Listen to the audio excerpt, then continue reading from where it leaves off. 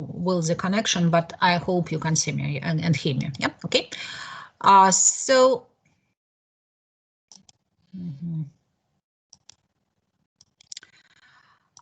We also have discussed the board configuration, so how the board is configured and what are the main issues devoted to the composition of the board.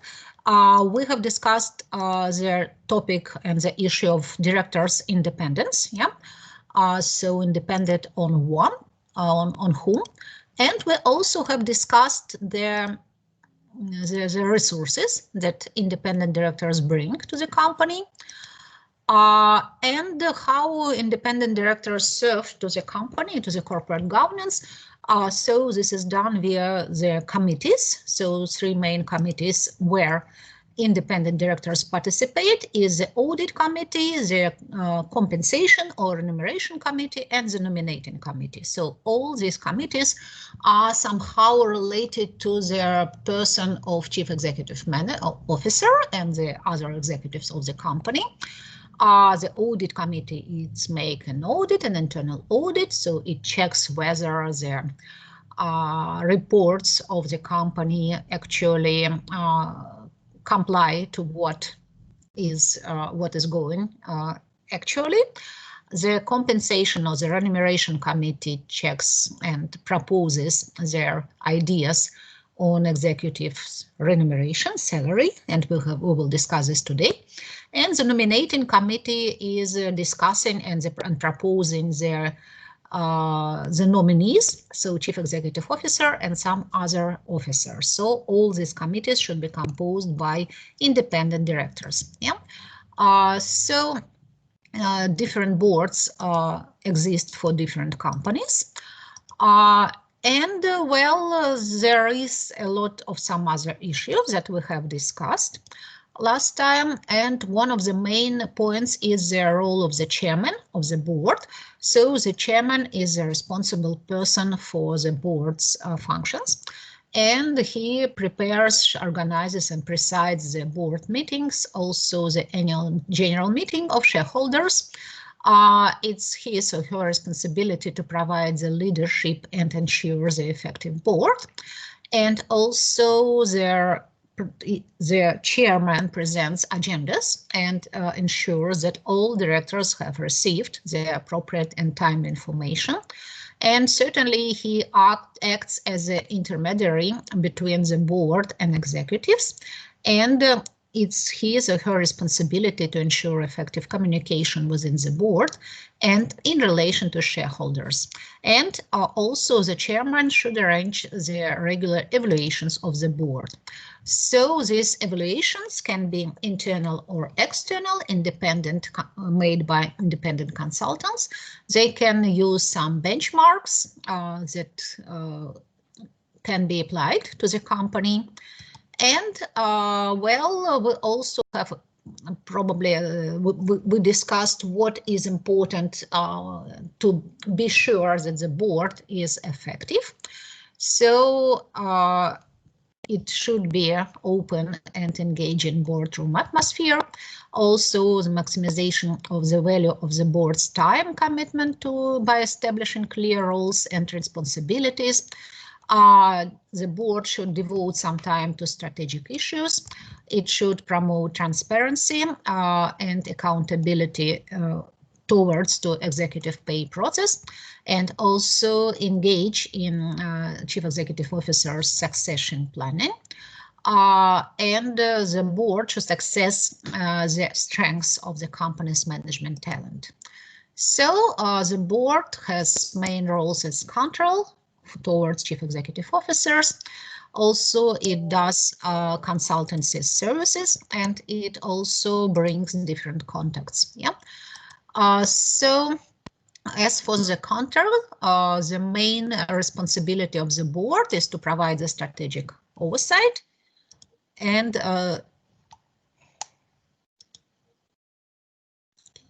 something is okay. So with this strategic oversight,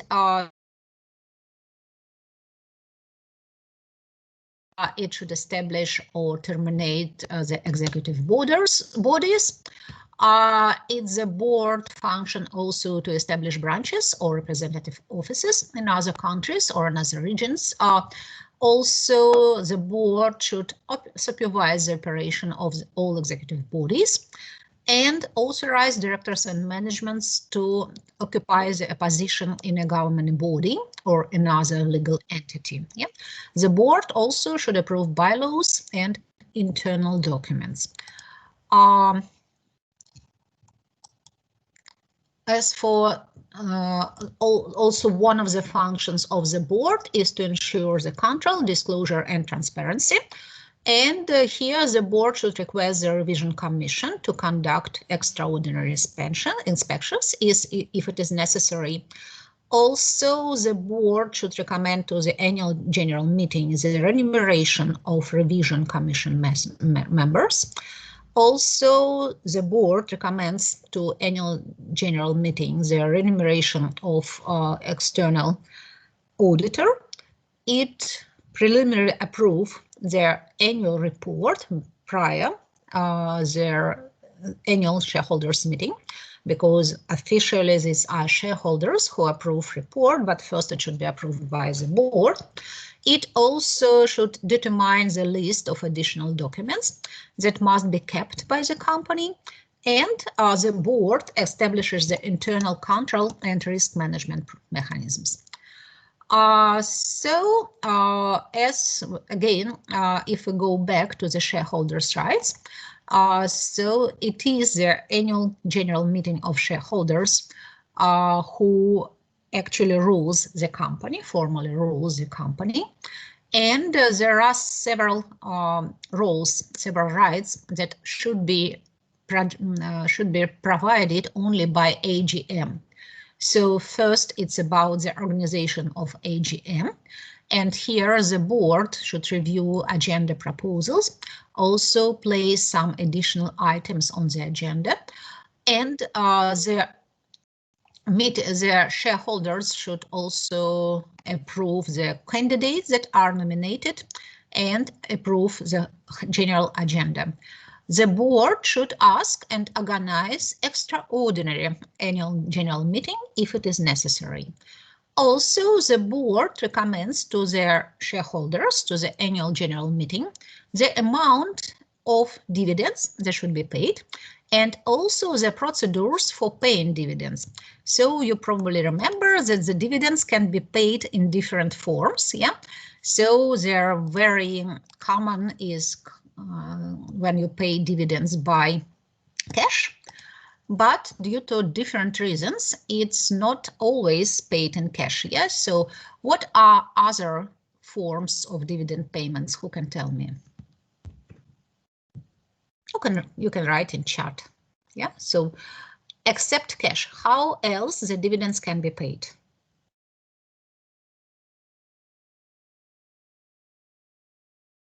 Mm-hmm.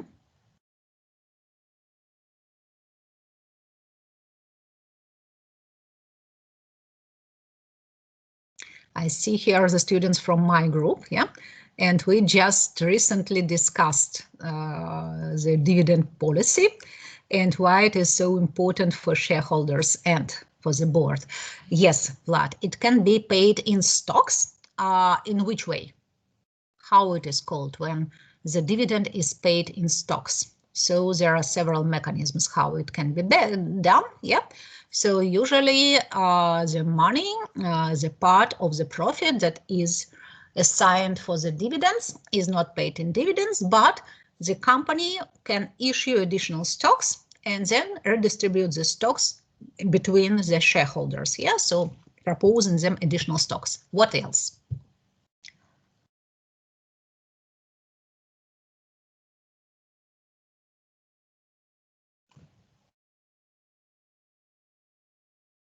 Mm-hmm.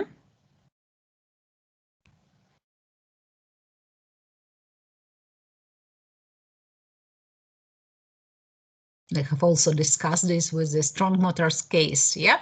So how the dividends were proposed to pay by the management of the company. So one was the stock bonus, And the second, yes, Dana, it was a buyback. So what is buyback? Yeah.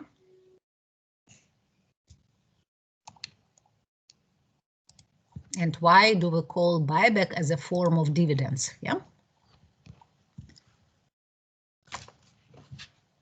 Because the company repurchases its stocks, and because of the amount, the total amount of stocks decreases. It turns out that each shareholder has like a relative higher percentage of stocks and just owns more. Okay, so the company buys the shares from the open market from shareholders, yeah. So the remaining shareholders, they have more, but it's actually the cash, yes. So when you buy shares from the market, it's the cash, yes. So this cash is paid to those shareholders who decided to pay to sell their stock, yeah. So it has the dual effect. First, the shareholders who sell their stock, they got cash, like dividends. And the second, as Dana has mentioned, so it's the decrease in number of stock at the market. And this has an indirect effect on the other shareholders, yeah, because the number of the stock on the market, the stock outstanding is less. And that means that the market would react, so the demand for shares would increase and the price also would increase. So the shareholders, the existing shareholders would enjoy the growing capital gains in this case. Any other ideas about paying dividends? So how else the dividends can be paid?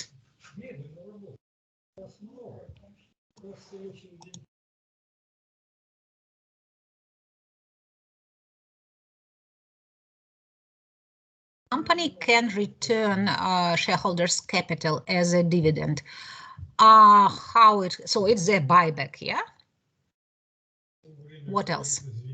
Because otherwise, I do not see how it can be.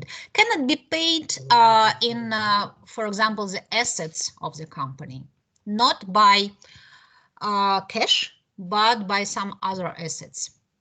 This was very popular in Russia in 1990s, yeah, when the company actually does not have enough cash, but it wants somehow to remunerate to reward the shareholders, and it proposes them some assets instead of cash.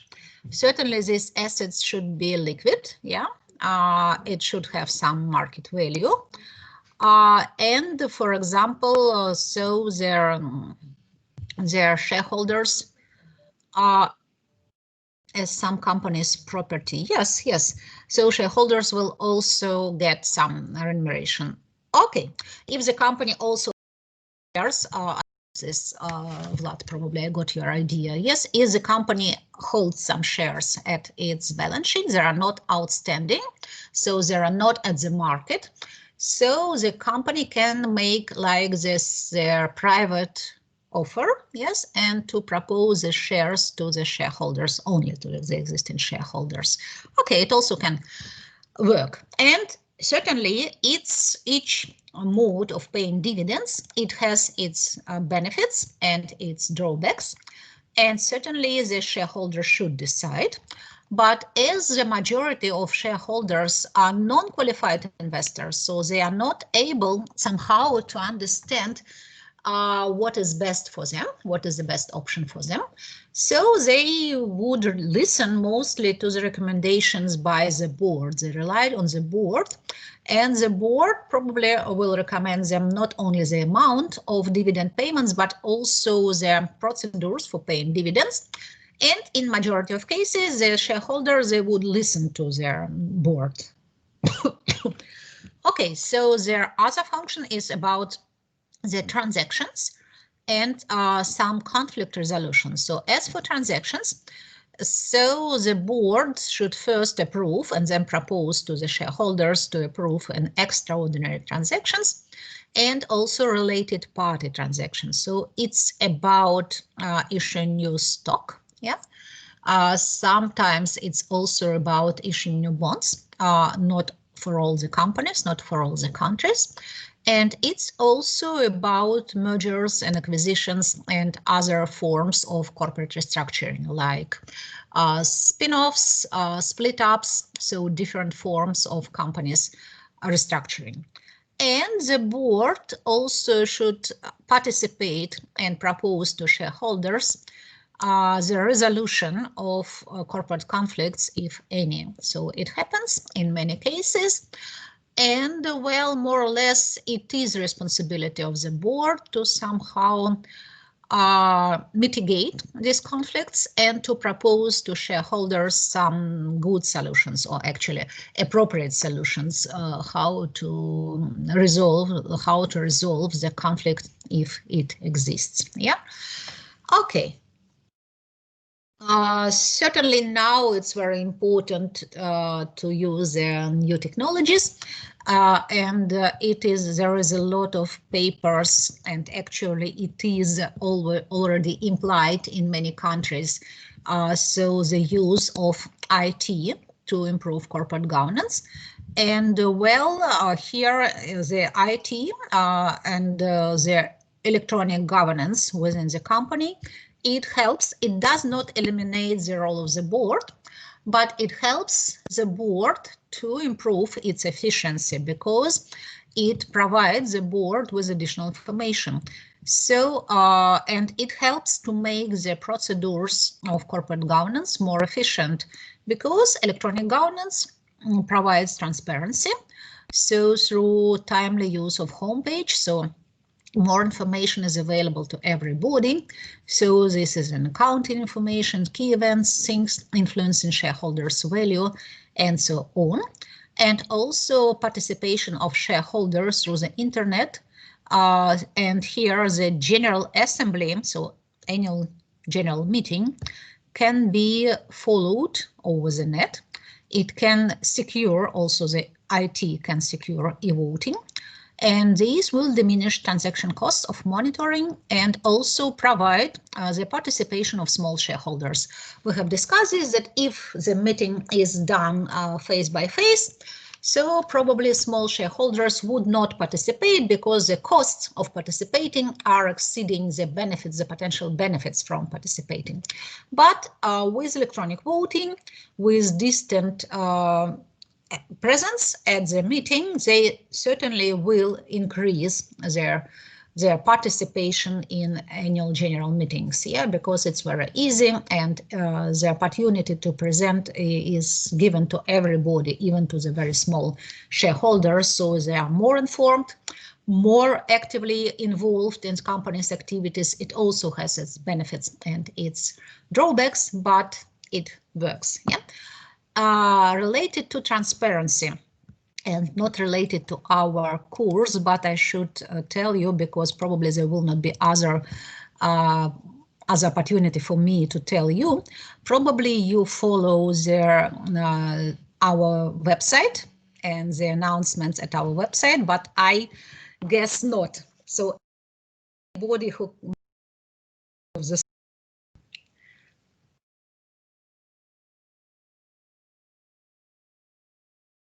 just write in chat. I guess nobody.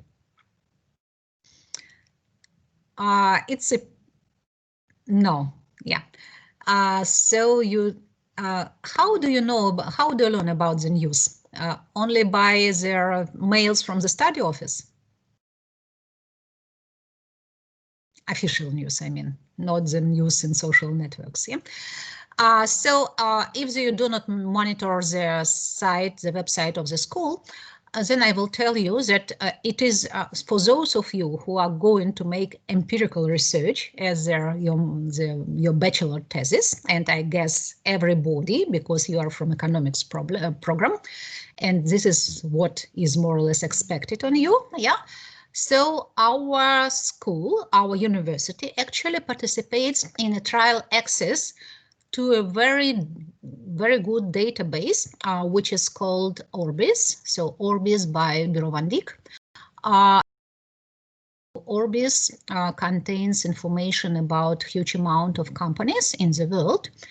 And it different types of information, not only financial information, but also information about ownership distribution, information about corporate governance, information about different types of activities. So there's a lot of useful information.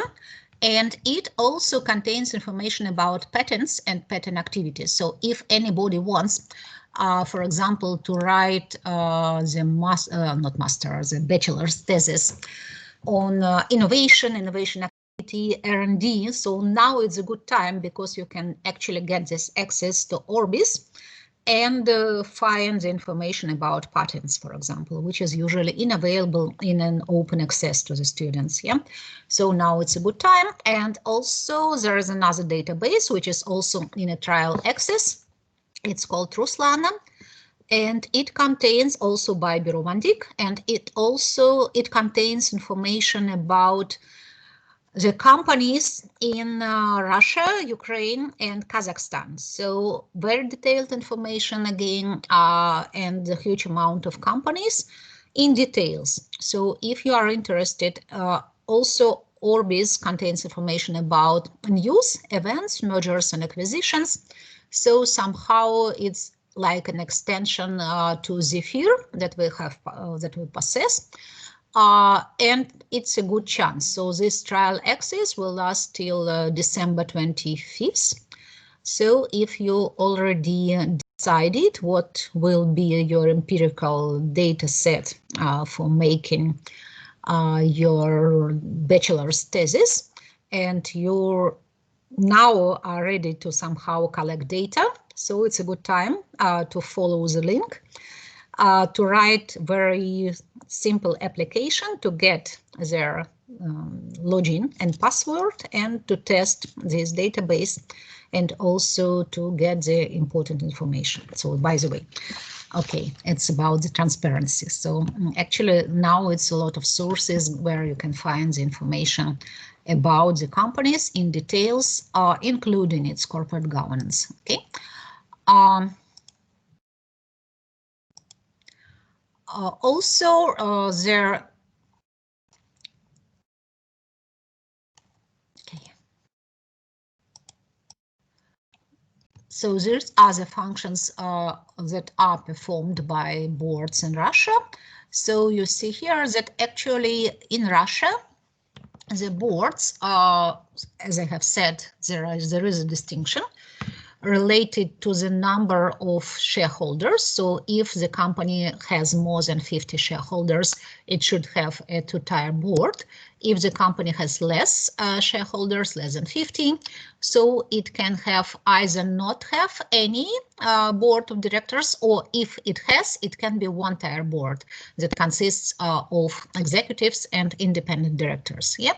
So the supervisory boards, they should elect and dismiss the chairman, and the majority of boards also they approve extraordinary transactions, initiate extraordinary audits, approve operational plans of the company, and so on.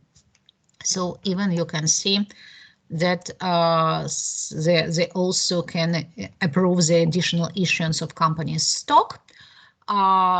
So this is the responsibility of their meeting, of annual meeting, but first the board should approve this. As for executive boards, they approve the operational plans of the company.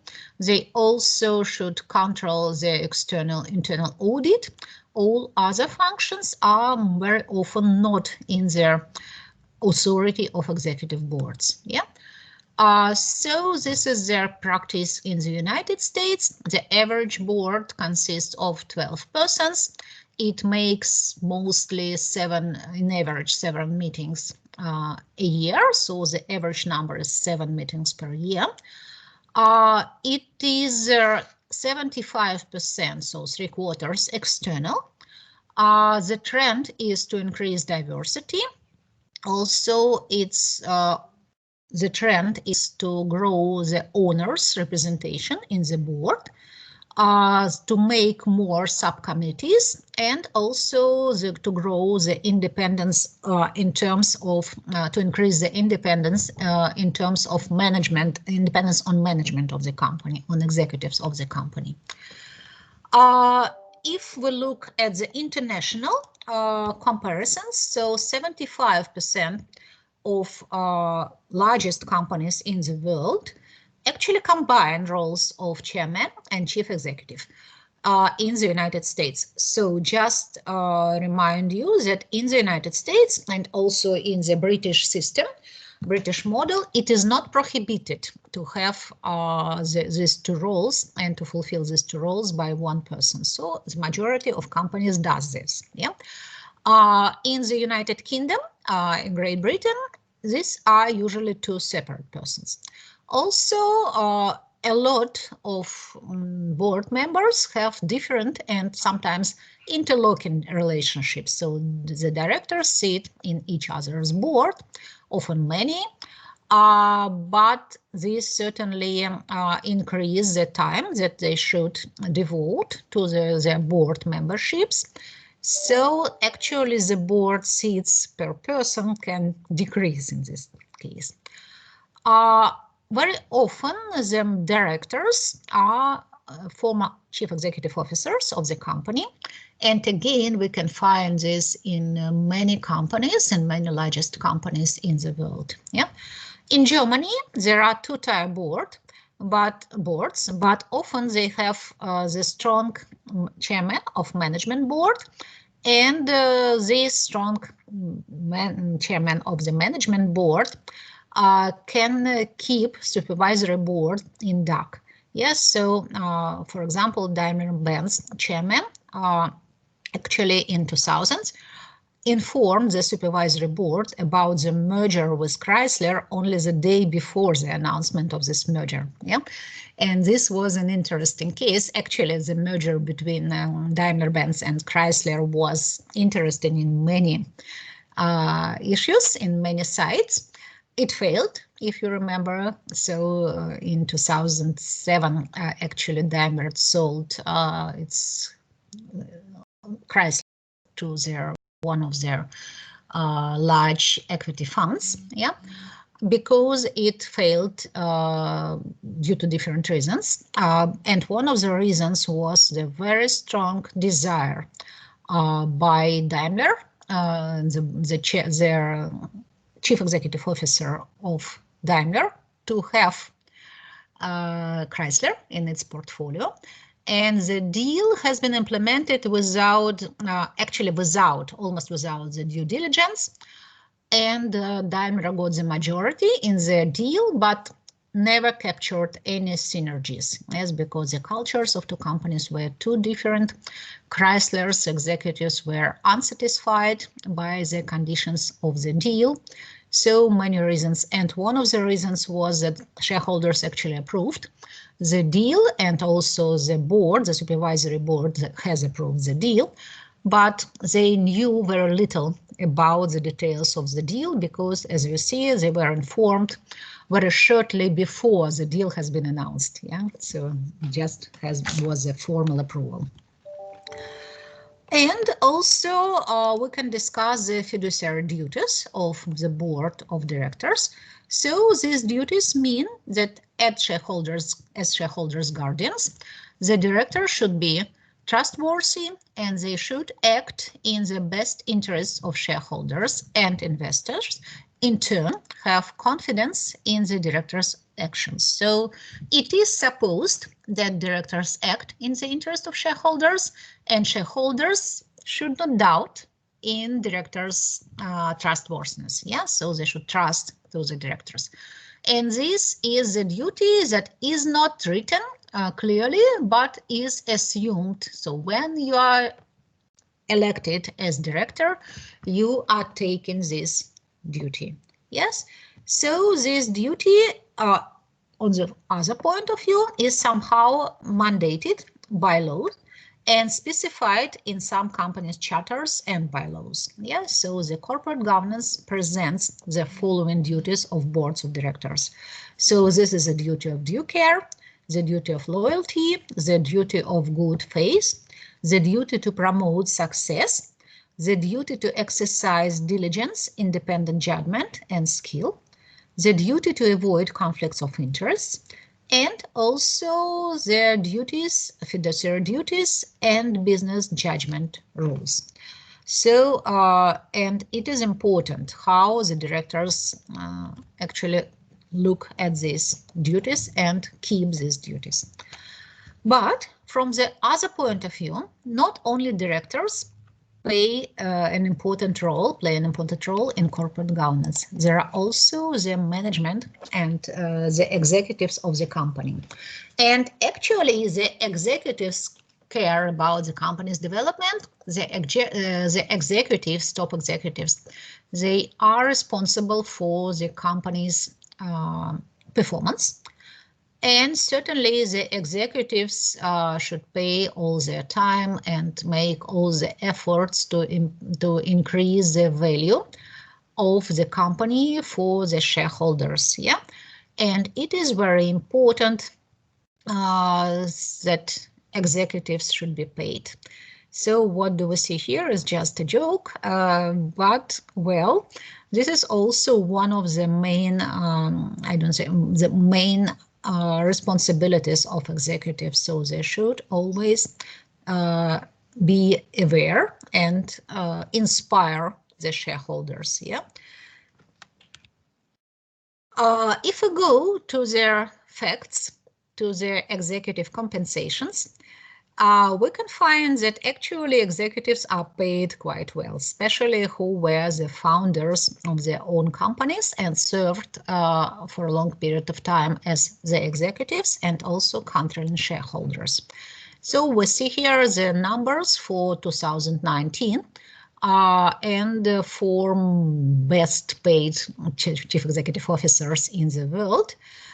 So these are Jeff Bezos, Warren Buffett, Bernard Arnault, and Carlos Slim. So all of them are playing very important roles in their companies and serve as chief executive officers of their companies. Yeah. And all of them are doing this for the long period of time, probably except Jeff Bezos, yeah, because he is younger than the others, and Amazon actually has shorter history, but very important and very impressive history. So Warren Buffett started with Berkshire Hathaway in 1950s, Bernard Arnault in 1980s, and Carlos Slim, I think, also in 1980s. And here you can see below their chief executives who are younger, so some of them are younger. And again, these are not only chief executives, but also the controlling shareholders of the companies in many cases, not in all the cases. Yeah. And now you can see that probably you know that now the situation has changed. And Elon Musk, who was in 2019 at the 14th position in the Forbes list. Yeah. So now Elon Musk is between second and third positions relating to their capitalization of his companies. So SpaceX now, mostly SpaceX, yeah. So you can see here that the majority of these chief executives, well-paid chief executives, are American, yeah. But among them we can find two French, both from luxury industry. So this is Bernard Arnault from Louis Vuitton May Hennessy, and Francois Pinault, who is his main rival and chief executive officer and the founder of Kering Group. In previous times it was called PPR. Yeah, we also can find one German, so Dieter Schwartz from Schwartz Corporation, Schwartz Group. One Japanese from SoftBank, yes, so Masayoshi Son from SoftBank, and even one Russian. So Russian is Leonid Mikhelson from Novatech company, yes, so he is the best paid chief executive officer in Russia for 2019, according to the information that is available to Forbes list, because we remember that actually the new law has been adopted in Russia, and according to this law, the top managers of state-owned companies, they are not obliged to disclose their remuneration. So we do not know for sure how much do they earn. If we look at the 2020, at the highest paid chief executive officers in 2020, so the situation is changing, yeah. And here we can find actually 11, I put here only 11, so highest paid chief executive officers. And you can see here that mostly these companies are American. Again, we see here that mostly these companies come from their IT or computer industry, except and also entertainment, except one from FMCG, which is Miguel Patricio from Kraft Heinz company. Yeah, so all others are from IT and computers and entertainment, and it actually somehow illustrates the situation in the world. So what is valued more by shareholders? So it's time to discuss also executive compensation.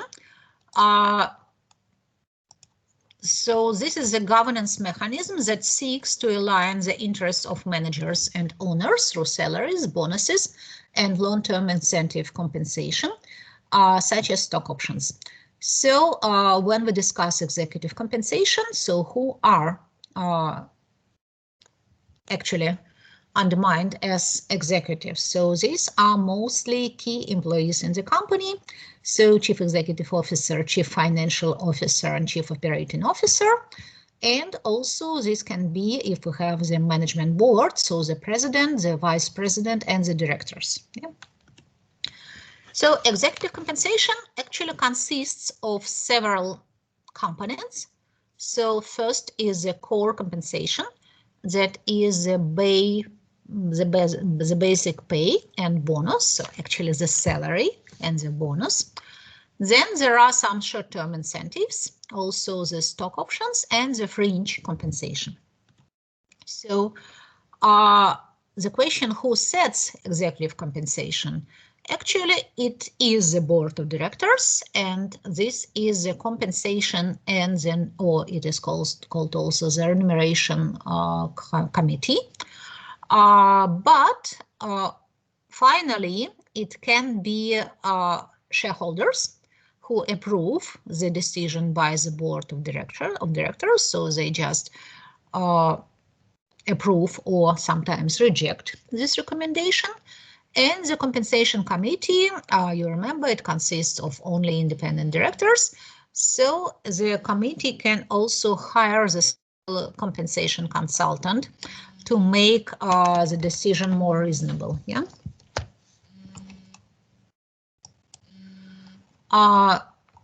So this is a question, and it exists. So is it fair for the board of directors to determine the salaries? So why this question exists? Because in fact, the boards are often quite friendly with chief executive officers. And if they are friendly, if chief executive officers very well know the directors, and sometimes they spend their vacations together, or they make some common days, some common events, so they make dinners, which is other, so plenty of such relationships. Certainly board members, they just feel themselves uneasy to impose large decreases in compensation because they have very friendly relationships with chief executive officers, and they are quite reluctant in assessing fairly their achievements.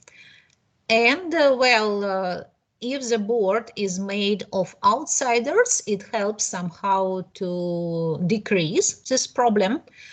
But certainly a chief executive officer, they can establish the friendly relationships not only with the former executives, but also with outsiders. Actually, the question is also about the salaries.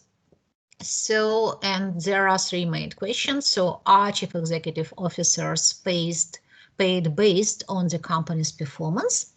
The question is, Well, yes, but only in the small portion. Yeah.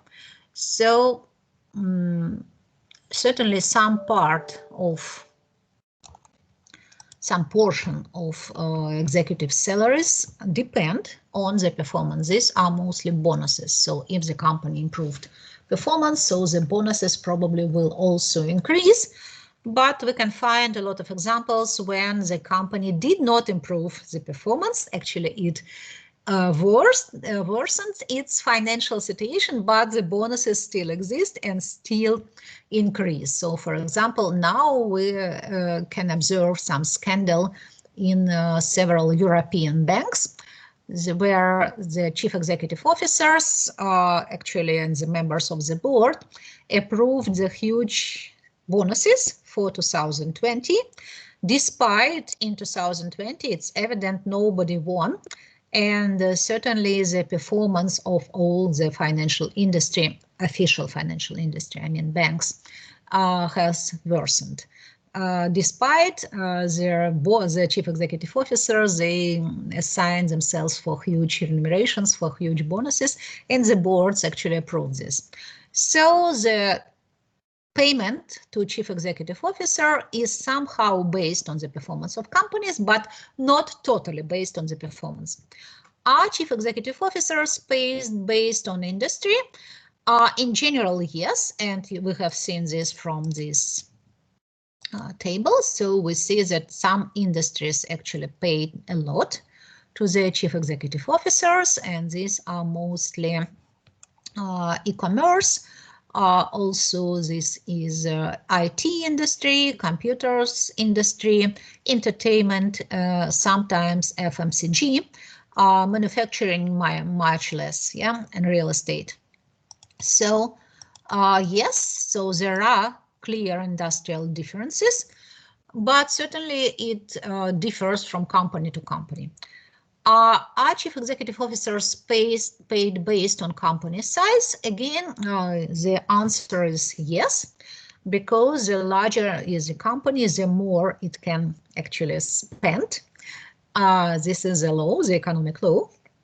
Despite certainly it depends on the company. Yes, so there could be large companies, but in bad financial situations, so probably they will pay less to their executives, and there could be small companies, small but growing companies, who can afford themselves to pay a lot to their chief executive officers. But in general, yes, so chief executive officers' salaries depend on the company's size, and that's why for any executive, for any manager, so the larger the company, the more impressive is his or her career, and the more important are financial issues in this career. So the larger the company, probably the higher will be the salary. Yeah.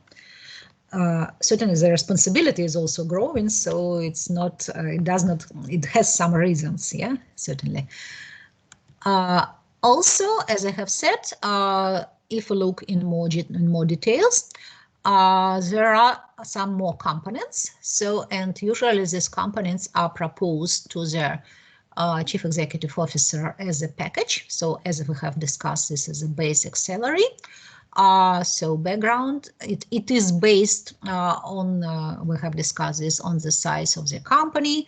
It is based on somehow on the performance. It is based on the industry.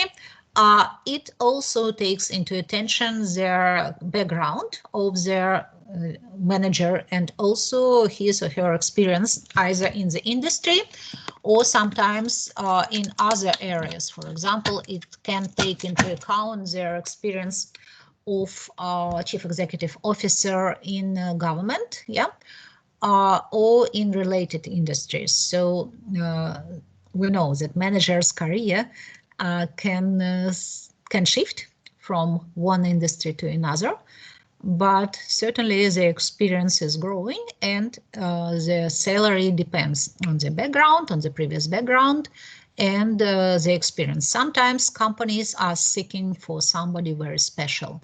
So there could be the case that the company is planning an acquisition, and probably so to be prepared to acquisition, they should have a top manager with very specific qualities.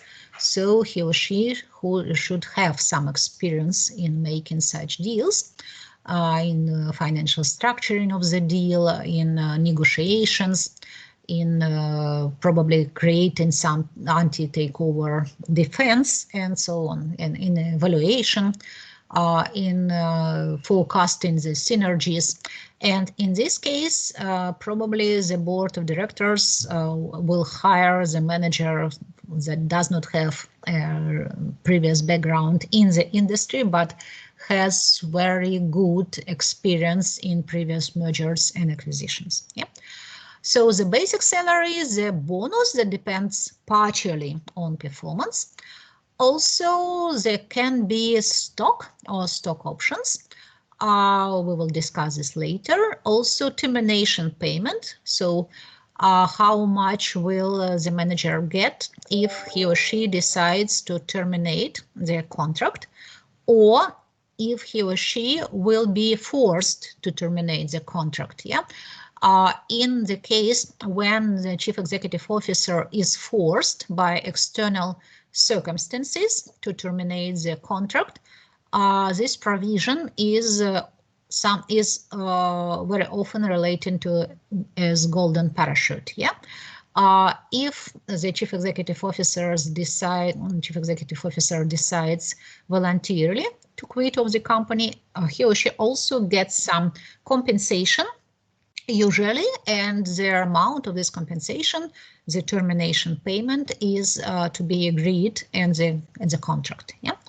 Also pension plans. So certainly, well, the higher is the chief executive officer paid, the more opportunities he or she has to invest in his or her future. Yeah.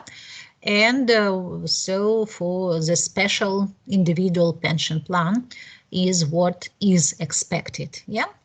Also some fringe benefits on the job consumption. So on the job consumption is what can be spent by the chief executive officer while he or she is implementing the duties related to his or her job. So, for example, when he or she traveling, which hotels he can use?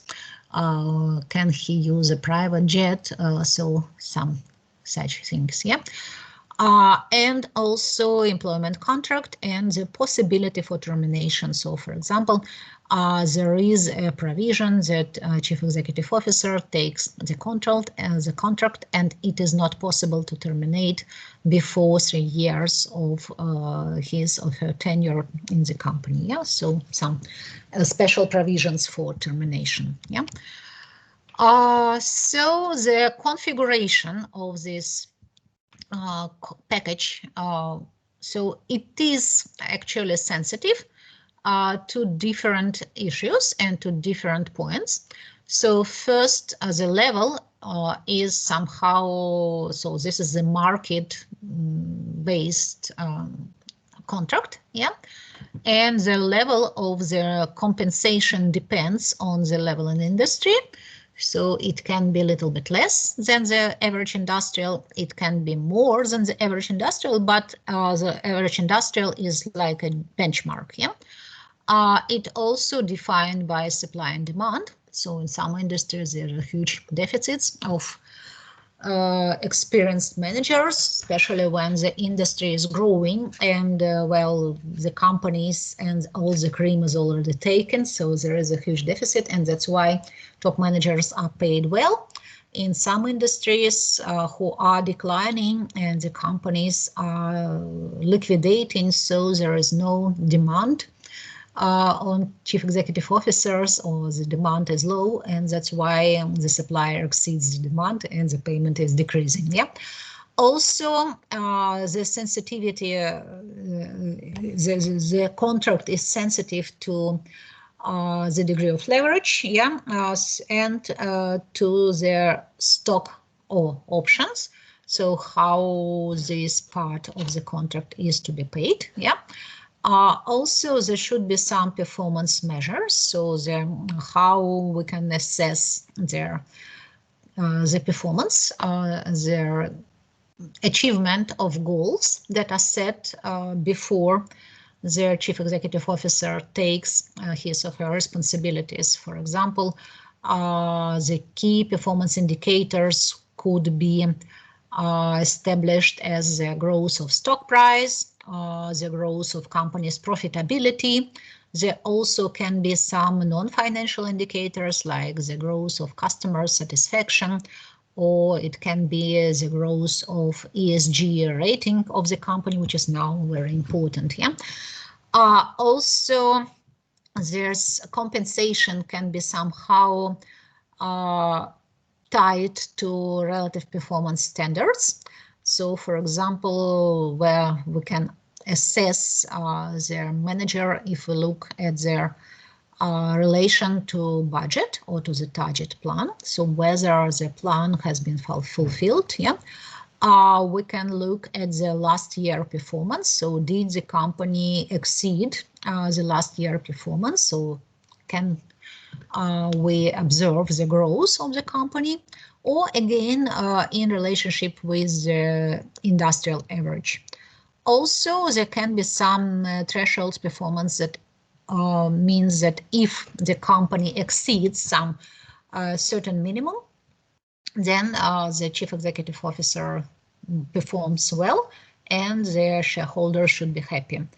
Certainly, there is some degree of subjectivity because this is the board, especially its remuneration committee, who decides on the level of compensation and on the configuration of the compensation package.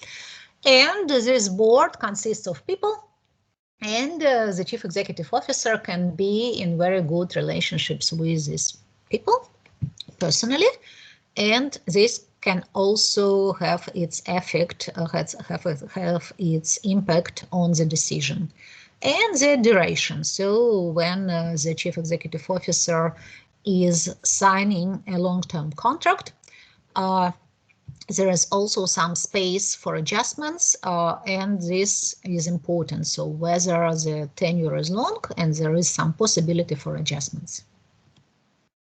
The theory that underlies this sensitivity to different issues is an agency theory, and it also shows us some determinants for incentive intensity. So the higher is the marginal productivity of the company, the higher their manager is paid, yeah, because the growth of productivity somehow shows his or her commitment and shows their success of his or her efforts to increase this productivity. Yeah. The higher is their responsiveness of their manager, so the higher will be the sensitivity and the higher will be actually the remuneration, yes, because it shows that the marginal utility of the income is very sensitive to their remuneration. The higher is the measurability of manager, so the more detailed it will show their agents' efforts to increase the performance of the company. And one negative factor is actually the risk aversion. Yeah, so this is a very common problem for corporate governance.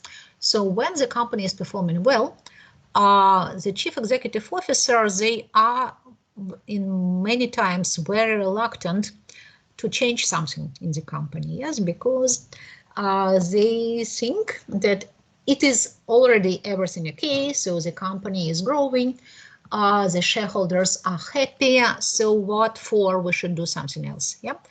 And in this case, chief executive officers are frightened by the idea that they would take an additional risk, and this additional risk can cause some unwilling consequences for the company.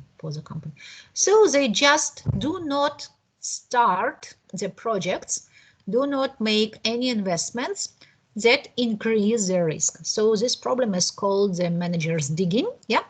And well, from the one point of view, it is not so bad, yeah, because their managers, they ensure and secure the company's growth and the company's sustainability. But from the other point of view, it can lead to some bad consequences, yes, to some bad causes, because in this case, the company can just miss the good investment opportunities and, well, put the company in the situation that it would be behind the main competitors. Yeah. So we can find this elsewhere. For example, Gazprom, who now invests a lot in the new technologies in LPG. Yes, so they did not do this for a long period of time because they already considered themselves as the leaders in the market. You know? But in the global sense, they missed this change of technologies. And they actually became behind their main competitors, who were much smaller than Gazprom in size, in this new market, which is more profitable than the traditional gas market. Yes, so sometimes it's actually sensitive. Yeah, and the risk aversion, it's negatively related to the company's performance. So the decision process for manager compensation. So this is a decision by a strong counterpart to manager, and the strong independent board should have a special executive session. So, and this session should make an evaluation of manager and then discuss the compensation, or there should be the independent nomination or compensation committee. And this committee can make this evaluation by itself, or they have a right to engage their own independent consultants. In many countries, especially in the United States, there is the obligation by the companies to disclose fully their management compensation. In other countries, there is no strict obligation to disclose the full amount of management compensation, but it is recommended to the companies, and many companies actually follow this recommendation. As I have said, in Russia, the situation is a little bit different. So some companies, they disclose the amount of management compensation, but in state-owned companies, this amount is not disclosed. Yeah. Also, their direct shareholders' approval also depends on their company's on the company's origin, so where the company is headquartered, and it is mostly recommended for American companies, for American listed companies. And for example, if the company is listed at New York Stock Exchange, so their shareholders should approve their stock and option plans for management compensation, which is non-obligatory, but it's a good practice. So more or less, these new elements, they require the direct shareholders approval. So now it's not the board who approves, but the annual shareholders meeting. Okay, so we have discussed the basic salary, we have discussed the bonus that depends on the performance, and the next element, and very important for managers, is for chief executive officer, is stock or stock options. Yeah, so just tell me, what is stock option in relationship to the company's managers? So what does it mean?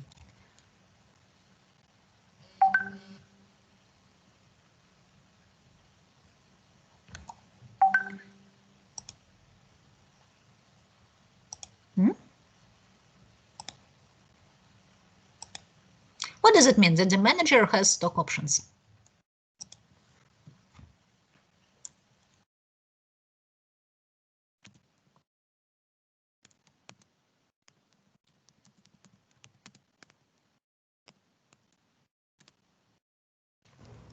It means that he has the right to buy or sell the stock.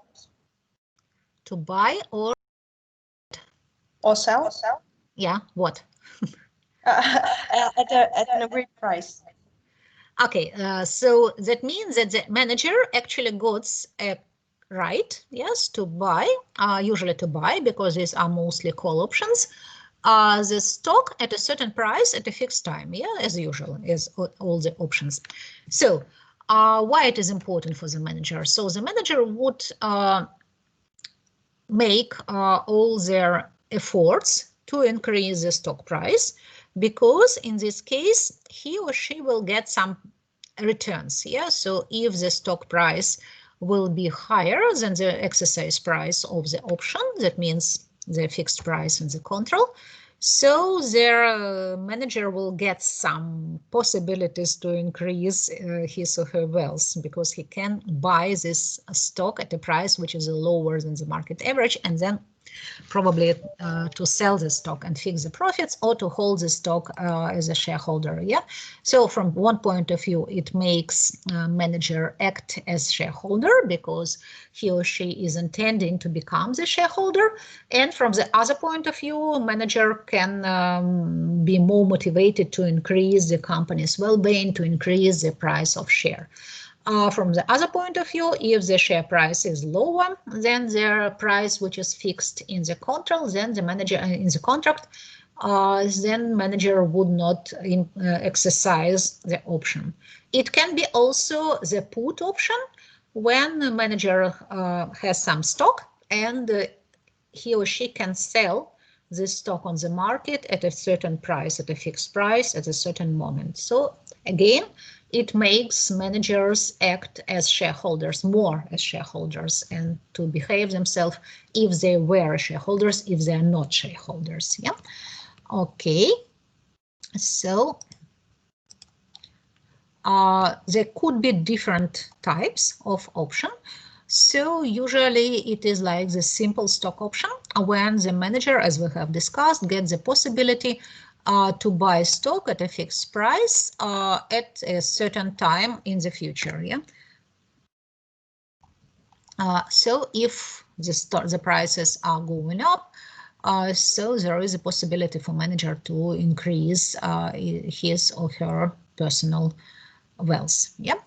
But very often the price increase not only the special company, but the total market. So it cannot actually be a good indicator for managers' efforts. Yeah, because, for example, if there is a good conjuncture now for the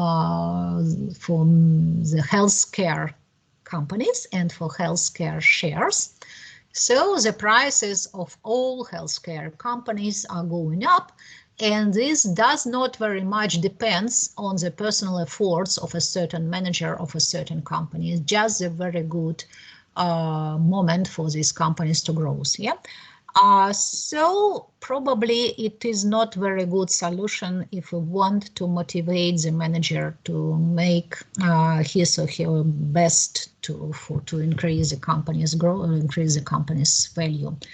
So sometimes the solution can come from indexed options, and here we have the price that is indexed by the development in the market and in the industry. And in this case, as the industry is growing, so the gains are only related to the company's performance. So if the price is going not over the certain market price, but over the industrial price, so this will be measured as the effort of the manager. Yeah. Okay. Also, stock options may increase the manager's incentive to increase risk. So we have discussed several minutes before the digging problem for managers. So sometimes managers are very reluctant to take any decisions that increase risk, but from the other point of view, managers have also some incentives to increase risk. So how managers can increase risk. So usually it's taking additional debt, yes, so increasing the financial leverage, because the higher the financial leverage in general, the higher is the profitability of the company. Also, they can start risky projects, excessively risky projects. They can involve the company in risky acquisitions, etc. So if stock price as a result of these actions will fall below the option price, actually it does not create any downside risk for manager, because the manager does not exercise his option, and that's all. But it provides very high possibilities for manager if the price increase. Yeah. So in this case, the managers will prefer if the prices would change. So they will prefer the higher volatility. And probably this can be some reasons for dishonest behavior from managers. Yes, so they can, for example, make some actions to decrease the price, to start risky projects, or to provide the market with some negative information on the company before the exercising of their options. Certainly it is qualified as insider information usage, but we know that it was quite difficult to prove. Yeah. And that's why managers can use this opportunity to get their own returns higher. Yeah. So there are some solutions. For example, there is a short-run solution when the option is to be repriced during the period of its exercising. So it helps somehow to sustain from these actions of management. But for example, in the United States, stock option obligations are not included as costs.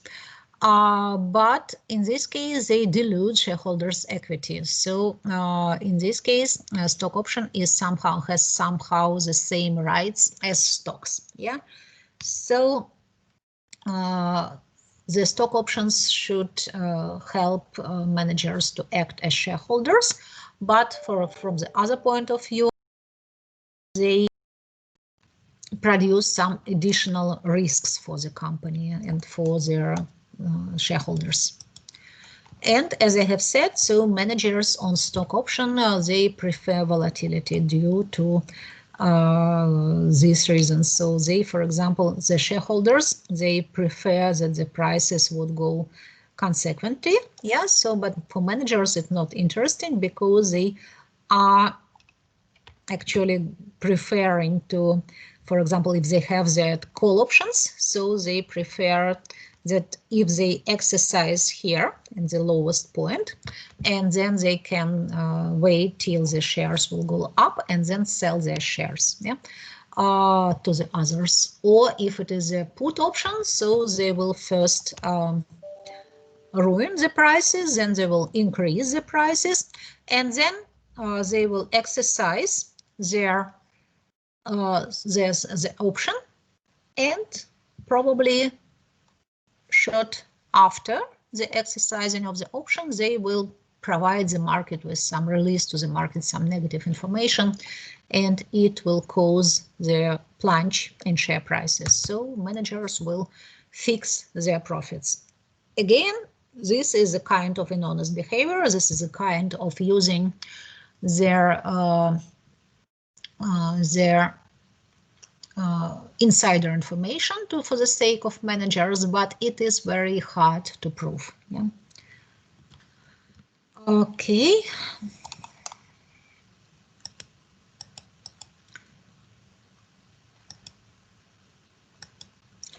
So in short term, their typical incentive plan should somehow make a trade-off between the underperformance and performance of managers. So shareholders actually do not have caps and thresholds, but managers do.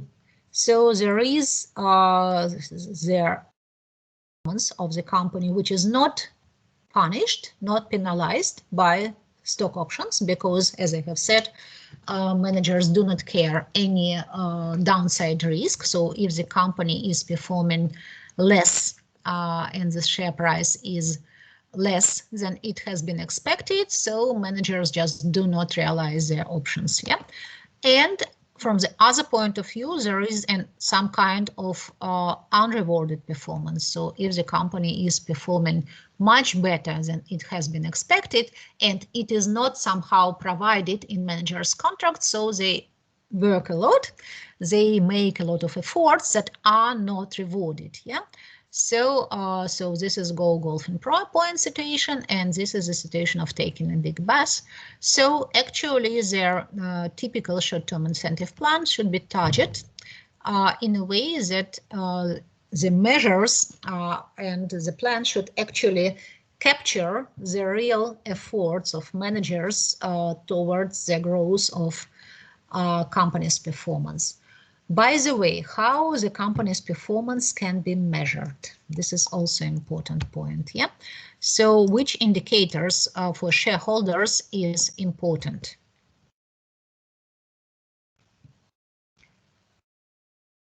How can we measure so that the manager actually made huge efforts and the company's performance really grew? What would be the main indicators?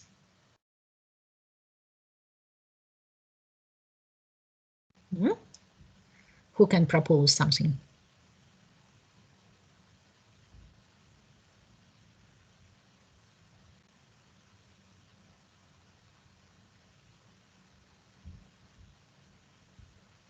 Any ideas? So the manager, we have hired the manager, yeah? We pay him or her a huge amount of money. We have developed some plan, yeah? Some compensation package. And then we should somehow assess whether the manager works, whether the manager acts in the others. Yeah, so how should we measure his efforts?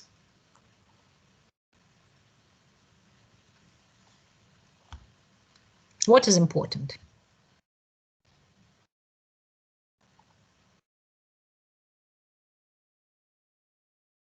Mm-hmm.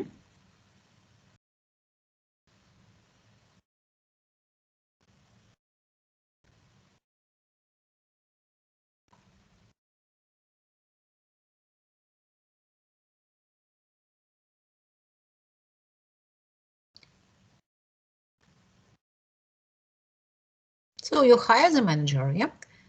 And he or she is doing something with our company, is managing our company, yeah? How we as shareholders can get an information about the company's performance? Which indicators are important for us?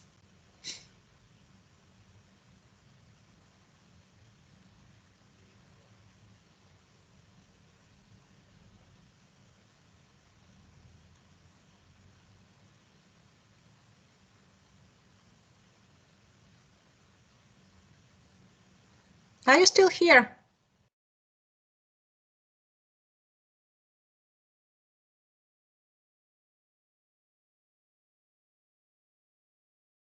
Nobody wants to answer.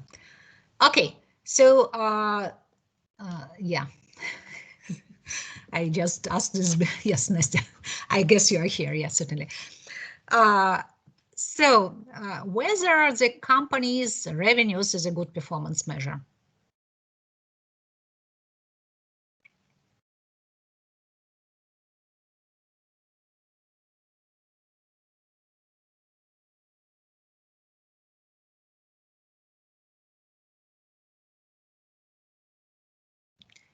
Maybe ROA. Okay, so what is ROA? This is return on assets, yeah? And this is their measure of company's profitability, yeah? So a good performance indicator in the short term. So last year ROA was 10%. This year we got a return on assets, which is 12%. Is it good? Not really. Why, Nastya?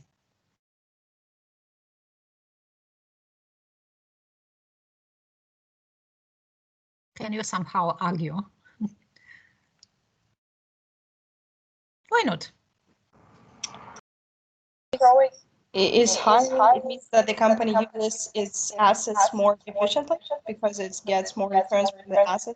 So yeah, so yes, Dan, I would agree with you. So if the company is increasing its ROA, so it is good, yes, in short term, because it means that actually for the year, for example, it's quite difficult for the company to change a lot the number of assets, despite excluding the situation when company has been involved in huge restructuring. Yeah, but if the company is still a standalone entity, it is acting in the same market, so the assets probably would not change a lot, and the profit is going up. So it's good. Yeah, it shows that the company is using its assets more efficiently. But what is the problem if we try to use ROA in the long term?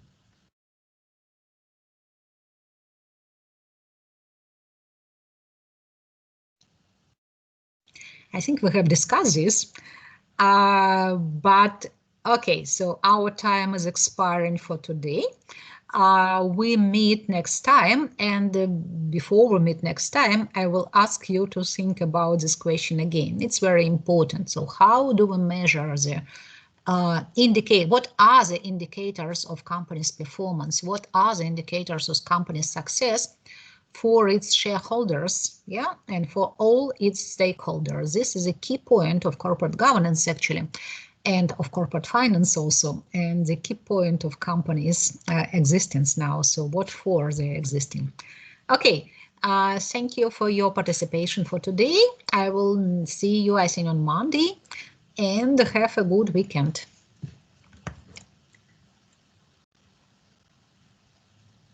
thank you for the class. Have a good weekend. Yeah, thank you, Danya.